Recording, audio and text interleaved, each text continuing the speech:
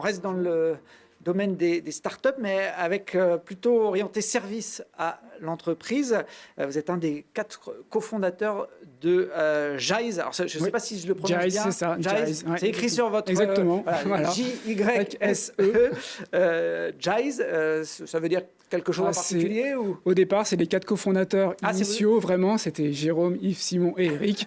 Et moi, je cherche toujours à avoir la puissance N pour Nicolas. Jyze, il faudrait peut-être adapter. C'est un projet qui a démarré en 2017. Oui, tout à fait. Oui.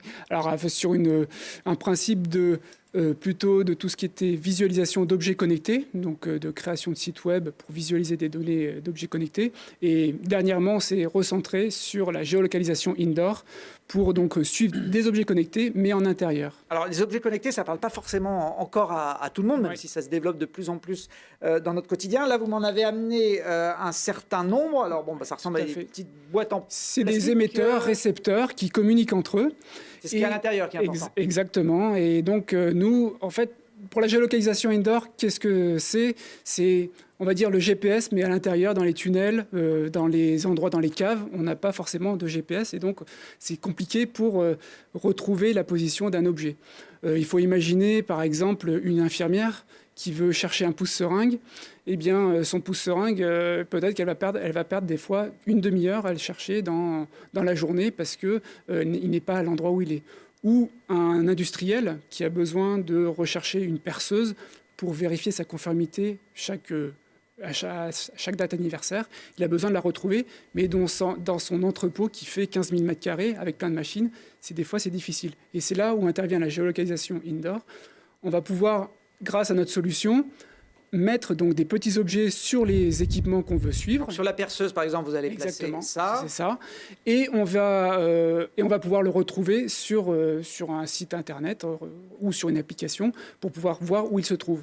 Mais avant ça, il va falloir organiser toute l'infrastructure, c'est-à-dire pour repérer où il faut des relais, il faut des relais, exactement. Et c'est des éléments qui sont un peu plus gros, par exemple, qu'on vient mettre sur les murs et qui vont tout simplement relayer l'information de la petite puce pour remonter cette information de localisation. Alors, on voit effectivement avec les exemples que vous avez cités tout l'intérêt que ça peut représenter dans certaines activités. C'est quoi la précision si vous dites à l'infirmière que son pouce-seringue est dans les 50 mètres autour du point, voilà. Ça ne va pas l'aider beaucoup? Non, la précision, c'est en gros, c'est 5 mètres.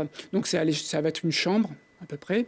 Et nous, en fait, l'innovation qu'il y a chez Jyze et avec la solution GeoJyze, c'est qu'on va pouvoir pousser cette précision à 1,50 m en faisant différents calculs pour améliorer cette précision qui est au départ de 5 mètres. On parle beaucoup en ce moment de distanciation sociale. Est-ce que ce genre d'objet connecté, ça pourrait aussi servir pour les humains, savoir si on est à bonne distance? Alors, on va pouvoir suivre des personnes, ça c'est une possibilité. Malheureusement, on n'aura pas la précision nécessaire de voir moins d'un mètre. Là, on ne pourra pas descendre en dessous. Et en fait, ces objets, ils sont connectés et ils sont sur batterie. Et tout l'intérêt de la solution, c'est qu'en fait, ils sont très peu énergivores. Et donc, en fait, l'interaction sociale, on voudrait que ça soit vu très rapidement. Et donc là, nous, on ne pourra pas être aussi réactif que souhaité. Bon, j'essayais de vous ouvrir des perspectives en lien avec l'actualité.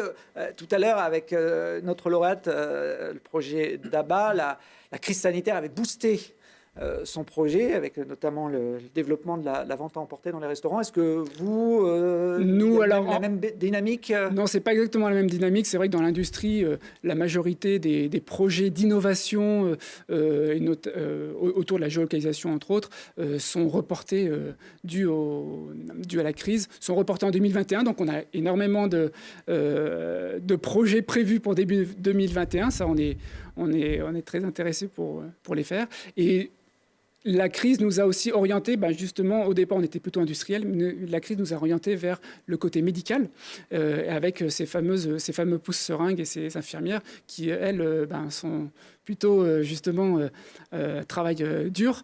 Et donc, si on peut optimiser leur temps de travail et leur recherche, on est prêt à les aider.